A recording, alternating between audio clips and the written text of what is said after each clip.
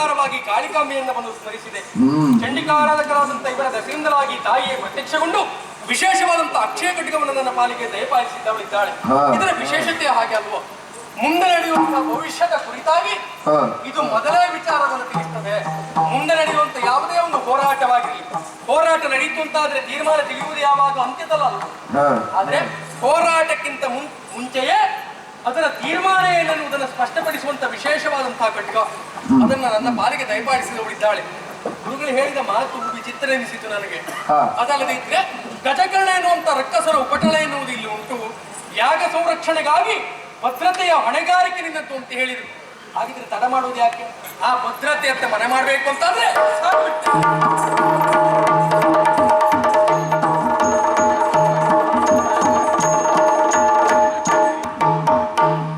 ಮುನಿಯಾಗಿ ನಡೆತೊಂದನು, ಮುನಿಯಾಗಿ ನಡೆತೊಂದನು, ಮುನಿಯಾಗಿ ನಡೆತೊಂದನು. ಕಣ್ಮುಚ್ಚಿ ಚಿನುಮಯನ ಧ್ಯಾನಿಸಿದನು, ಕಣ್ಮುಚ್ಚಿ ಚಿನುಮಯನ ಧ್ಯಾನಿಸಿದನು. ಮುನಿಯಾಗಿ ನಡೆತಂದನು. ಜೈ ಶಂಕರಪಳೆ. ಅಂಗಪಾರ ಇಂಗಪಾರದನು ಹಂಡ ಕಂಡ ಹಾರ. ಓಯ್ ನಾನ್ಯಾರು ಗೊತ್ತಾಯ್ತಾ? ಮಹಾಮುನಿ ನಾನಿರ್ಪೆ ಸ್ವಾಮಿ. ಹೌದೌದೌದು. ನಾನು ಕಲಿತಂತ ವಿದ್ಯೆ ಒಂದೋ ಎರಡು, ನನಗೆ ಲೆಕ್ಕಾಚಾರ ಇಲ್ಲ, ಅಷ್ಟು ವಿದ್ಯೆಯನ್ನು ಕಲಿತಿದ್ದೇನೆ. ನಾನು ಮಾಡಿದಂತ ಸಾಧನೆ ಒಂದೋ ಎರಡು. ಹೌದು, ಇಷ್ಟೆಲ್ಲ ವಿದ್ಯೆ ಕಲಿತಿದ್ದೆಲ್ಲಿ? ತಪಸ್ಸನ್ನು ಆಚರಿಸಿದ್ದೆಲ್ಲಿ? ನೇರವಾಗಿ ಹಿಮಾಲಯಕ್ಕೆ ಹೋದೆ. ಹೌದಪ್ಪ, ಅಲ್ಲಿ ಹೋಗಿ ನೋಡ್ತೇನೆ. ಒಂದು ಸೆಕೆ ಅಂದ್ರೆ ಸ್ವಲ್ಪ ಏನಲ್ಲ. ಹಿಮಾಲಯದಲ್ಲಿ ಸೆಕೆಯ? ಹೌದಾ? ತುಂಬಾ ಚಳಿ ಅಂತ ಕೇಳಿದ್ದೇನೆ. ಚಳಿಯ? ಹೌದಪ್ಪ. ಅಲ್ಲಿ ಹೋದದ್ ನಾನು ನೀವು ಹೋಗಿದ್ದೀನಿ. ಹಾಗಾದ್ರೆ ನಾ ಹೇಳಿದ್ದನ್ನು ಒಪ್ಕೊಳ್ಬೇಕು. ಅಧಿಕ ಪ್ರಸಂಗ ಮಾತಾಡಕೂಡುದು. ಭಾಂಗುವಂತ ಹೆಚ್ಚಿಗೆ ಮಾತಾಡೋ ನೀನು ಎಬ್ಬಿಸ್ ಕಳಿಸ್ತೇನೆ ಈಗ. ಆ ಕೆಲಸ ಮಾಡ ಅಲ್ಲೋ ಮುಸ್ಗಾಕ ಮಲ್ಗ್ಲಿಕ್ಕೆ ಆಗ್ತದೆ ಯೋಚನೆ ಮಾಡ್ತಾ ಇದ್ದೀರಾ? ಸ್ವಲ್ಪ ಹೊತ್ತಲ್ಲೇ ಇರ್ಬೇಕು, ಅಗತ್ಯ ಉಂಟು. ನಾನು ಮಾಡಿದ ಸಾಧನೆ ನೇರವಾಗಿ ಹಿಮಾಲಯ ಪರ್ವತಕ್ಕೆ ಹೋದೆ. ಅಲ್ಲಿ ಹೋಗಿದ್ದೆ, ತಡ ಮಾಡಿದ್ದೆ ಅಲ್ಲ. ಗೋಳಿ ಮರ ಉಂಟಲ್ಲ, ಗೋಳಿ ಮರಕ್ಕೆ ತಲೆ ಕೆಳಗ್ ಮಾಡಿ ಕಾಲು ಮೇಲ್ ಮಾಡಿ ಕೆಳಗಡೆ ಗಿಡ್ಡ ಮೆಣಸಿನ ಹೊಗೆ ಹಾಕೊಂಡು ತಪಸ್ಸನ್ನು ಆಚರಿಸಿದ್ದೇನೆ. ಗಿಡ್ಡ ಮೆಣಸಿನ ಹೊಗೆ ಹಾಕದ್ ಯಾಕೆ ಗೊತ್ತಾಯ್ತಾ? ಯಾಕೆ? ಅಲ್ಲೊಂದು ಸೊಳ್ಳಿ ಕಾಟ ಅಂದ್ರೆ ಸ್ವಲ್ಪ ಏನಲ್ಲ. ಹಾಗೆ ಸಾಧನೆ ಮಾಡಿ ಇಲ್ಲಿ ಬಂದಿದ್ದೇನೆ ನಾನು. ಸ್ವಾಮಿ, ನಾನು ಬಂದದ್ದು ಬೇರೆ ವಿಷಯಕ್ಕೆ, ಕಾರ್ಯ ನಿಮಿತ್ತವಾಗಿ ಬಂದವ ನಾನು. ನನಗೆ ಬೇಕಾದಂತ ವ್ಯಕ್ತಿ ಹಿಂದ್ಗಡೆ ಕೂತಿದ್ದಾನೆ, ನೋಡುವ. ಕಣ್ಣು ಮುಚ್ಕೊಂಡಿದ್ದಾನೆ, ಮಾತಾಡ್ತಾನೆ. ನೋಡುವ, ಪ್ರಯತ್ನ ಮಾಡ್ತೇನೆ ಮಾತಾಡ್ಲಿಕ್ಕೆ.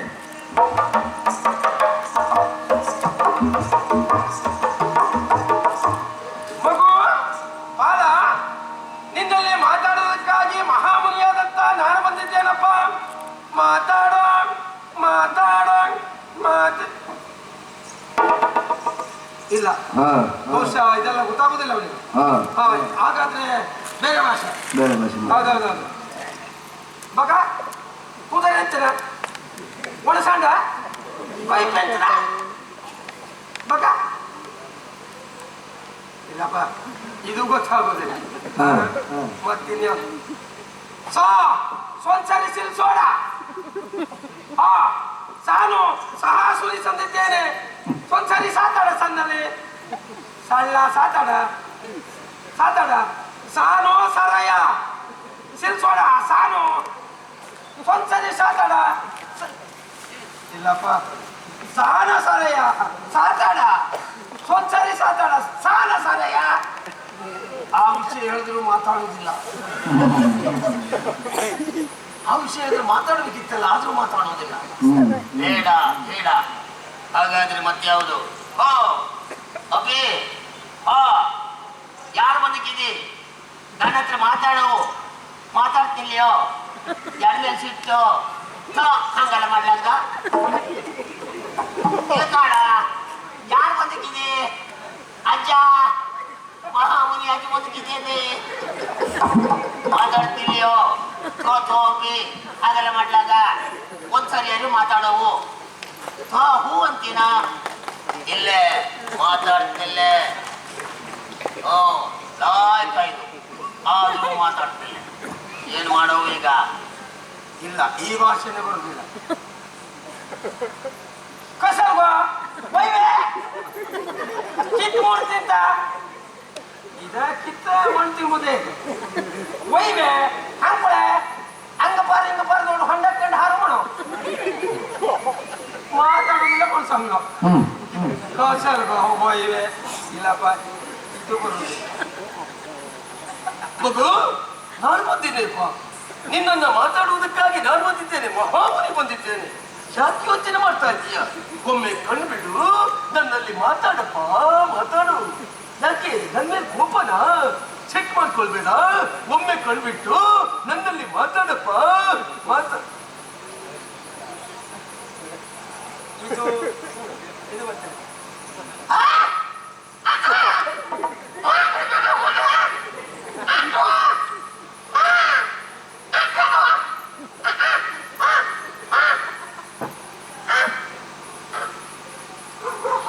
ಮತ್ತೆ ಅಯ್ಯಪ್ಪ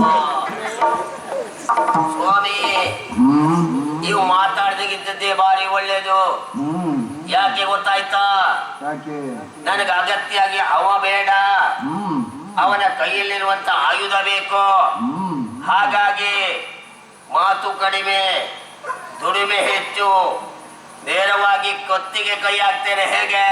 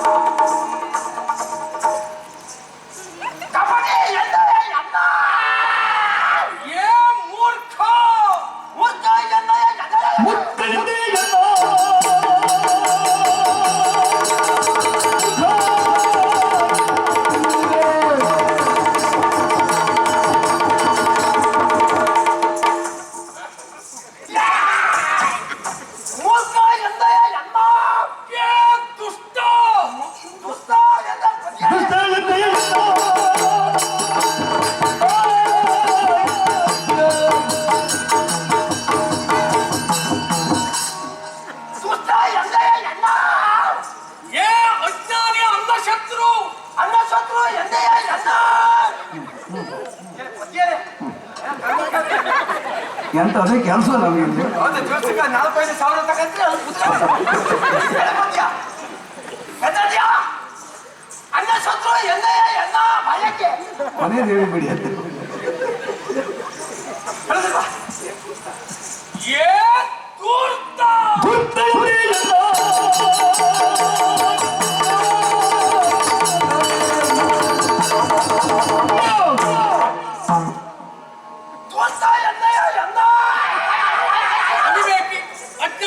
ಅನ್ನಶತ್ರು ಭೂಭಾರಕ ರಣಹೇಡಿ ನೀಚ ಅಧಮ ಅವಿವೇಕಿ ಮುಸಾಯಲ್ಲ ಒಂದು ಕೆಲಸ ಮಾಡು ಒಂದರ ಪರಿಪೂರ್ಣ ಮಾಡಿ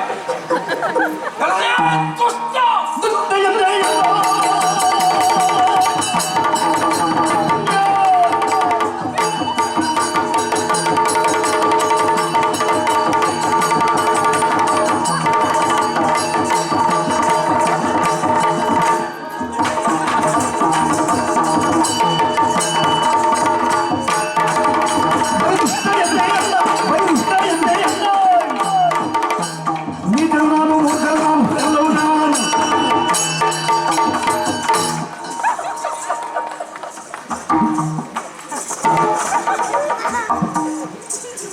ನನಗೆ ಅಗತ್ಯ ಆಗಿದ್ರೆ ಆಗಾಗ ಬಳಸ್ತೇನೆ ನಾನು.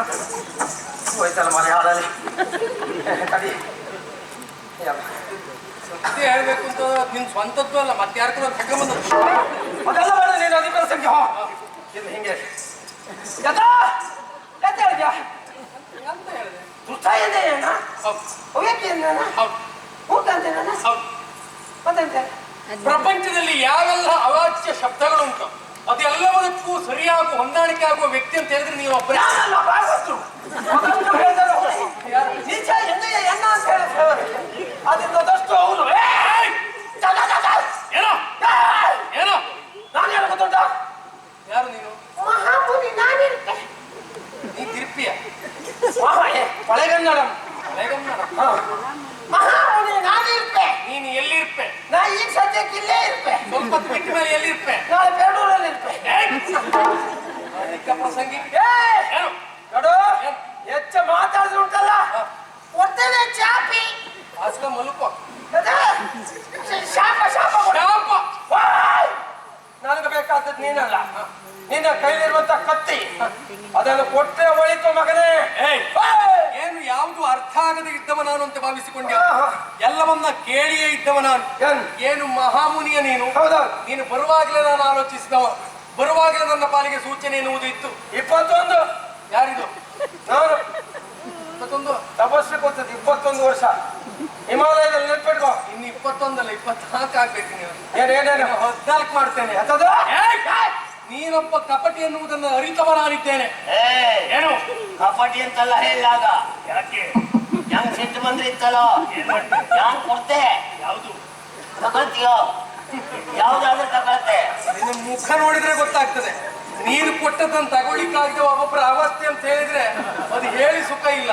ಇನ್ನು ಜೀವಮಾನದಲ್ಲಿ ಯಾರಿಗೂ ಕೊಡಬಾರ್ದು, ನಿನ್ನಲ್ಲಿ ಯಾರು ತಗೊಳ್ಬಾರ್ದು. ನಾನು ಅದೇ ಕೊಡ್ತೇನೆ. ಯಾವ್ದು? ಅದೇ ಯಾವ ಕೊಟ್ಟಿದ್ದೆ ಕೊಡ್ತೇನೆ. ಅದನ್ನು ನಿಲ್ಲಿಸಿದ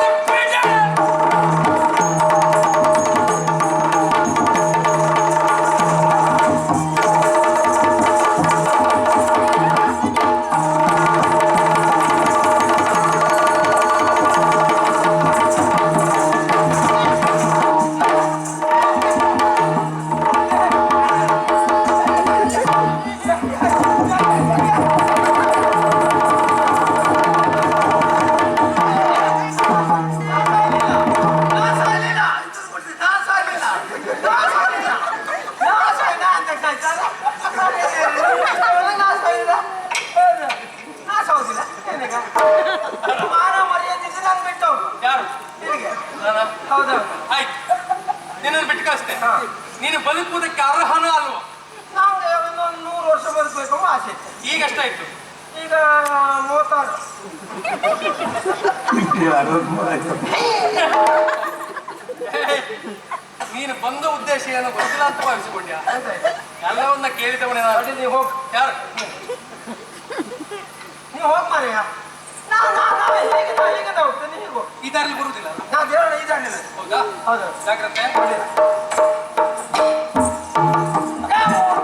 ನಂಗೆ ಹೇಳ್ತೇವ ಯಾಕೆ ಹಾಕ್ತಾವ ಇಲ್ಲ ನನಗೆ ಗೊತ್ತಿಲ್ಲ. ನೀವು ಎಲ್ಲರೂ ಹೇಳೋರಿದ್ರೆ ಬಾಯಿ ಹೇಳ್ತಾರೆ 3 ಕಾಸ್ನವ ಅವ್ನು ಬರ್ಬೇಕಿತ್ತು. ಈಗ ಮಂಟು ಗೋಡ್ಸಾಕ್ತಿದ್ದೇನೆ ಇವರಿಗೆಲ್ಲ ಹೇಳಿ ಭಾಷೆ ಬರ್ಬೇಕಿದ್ದ ನಮ್ಗೆ ಹೇಳ್ತಿರ್ತೀವಲ್ಲ ಹೇಳಿ ಏಕತಿ ಇಲ್ಲ 3 ಕಾಸ್ನ ಹೋಗ್ತಲ್ಲ ನಾ ಹೀಗೆ ಹೋಗ್ತಾ ಅವಾಗ ಆಗುದ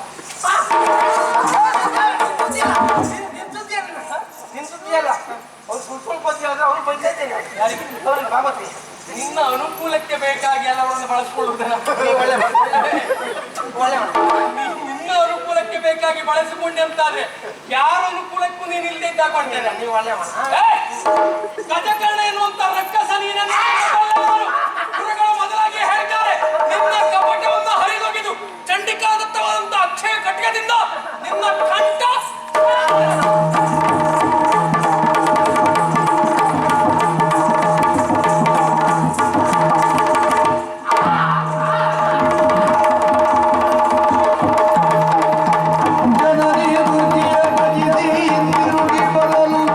ಪಥವೊಂದು ಗೋಚರಿದೆ.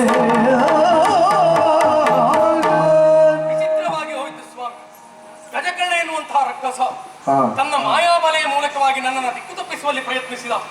ಚಂಡಿಕಾದತ್ತವಾದಂತಹ ಅಕ್ಷಯ ಖಡ್ಗವನ್ನ ಹಿಡಿದು ಅವನ ಬೆನ್ನಟ್ಟಿ ಬಂದೆ. ಅವನನ್ನ ಕೊಂದು ಕಳೆದೆ. ಅವನ ಉಪಟಳ ಎಲ್ಲಿವರೆಗೆ ಕೇಳಿ, ನಾಗಲೋಕದವರೆಗಾಗೂ ಅವನ ಉಪಟಳ ಎನ್ನುವುದು ಇತ್ತಂತೆ. ನಾನು ಅವನನ್ನು ಅಟ್ಟಿಸಿಕೊಂಡು ಬಂದವರ ನೇರವಾಗಿ ನಾಗಲೋಕವನ್ನು ಪ್ರವೇಶ ಮಾಡಿಬಿಟ್ಟೆ. ವತ್ಸಲೆ ಎನ್ನುವವಳು ಸಿಕ್ಕಿದ್ಲು. ವಿಚಾರವನ್ನ ಕೆವಳಲ್ಲಿ ಕೇಳಿದೆ. ತಿರುಗಿ ಹೋಗುವುದಕ್ಕೆ ದಾರಿ ಏನೇನು ಹಾಗೆ. ಅವಳ ವರ್ತನೆಯ ವಿಚಿತ್ರ ನೋಡಿ ಕಾಮಾಂಧಳಾಗಿ ನನ್ನನ್ನು ಬಯಸಿದೆ. ನನ್ನನ್ನು ವರಿಸಬೇಕೆನ್ನುವಂತ ತೀರ್ಮಾನಕ್ಕೆ ಮನ ಮಾಡಿದ್ಲು. ಆಗಲೇ ಅವಳಲ್ಲಿ ಹೇಳಿದ್ದಾನೆ, ತೊರೆದಿಹೆ ಗಾಯದ ಸರ್ವ ಸುಖಂಗಳ ಉರುತರ ಹೊಣೆಗಾಗಿ ಹತ್ತರವಾದಂತ ಕಾರ್ಯಭಾರವನ್ನು ಹೊತ್ತವ ನಾನು ಯಾವತ್ತಿಗೂ ನಿನ್ನನ್ನು ಒಪ್ಪುವವನಲ್ಲ ಎನ್ನುವ ಹಾಗೆ ಸಿಟ್ಟುಕೊಂಡಂತ ಆಕೆ ನನ್ನನ್ನು ಶಪಿಸಿ ಬಿಟ್ಲು. ನೀನು ಕಲಿತಿರುವಂತ ವಿದ್ಯೆ ಎನ್ನುವುದು ನಿನಗೆ ಅಲಂಕಾರವಾಗುವ ಬದಲಾಗಿ ಅಹಂಕಾರವಾಗಿದೆ. ಮುಂದೊಂದು ಸಂದರ್ಭ ನೀನು ಕಲಿತಿರುವಂತ ವಿದ್ಯೆ ನಿನ್ನ ಕೊನೆಯ ಕಾಲದಲ್ಲಿ ನಿನಗೆ ಮರವೇ ಆಗಿ ಹೋಗಿ. ಈ ಶಾಪ ನನಗೆ ತಟ್ಟಲಿಕ್ಕೆ ಸಾಧ್ಯವ. ನೊಂದ ಹೆಣ್ಣಿನ ಶಾಪ ತಟ್ಟೀತೆ ಬಿಟ್ರೆ ಕಾಮಾಂಧ ಹೆಣ್ಣಿನ ಶಾಪ ತಟ್ಟಲಿಕ್ಕೆ ಸಾಧ್ಯ ಇಲ್ಲ. ದಾರಿಗಳು ತೋರಿಸಿದ್ದರೆ ಏನಂತೆ, ತಾಯಿ ಚಂಡಿಕೆಯನ್ನು ಸ್ಮರಿಸಿ ಬಂದ ದಾರಿಯನ್ನು ಹುಡುಕುತ್ತಾ ಮುಂದೆ ಸಾಯುತ್ತದೆ.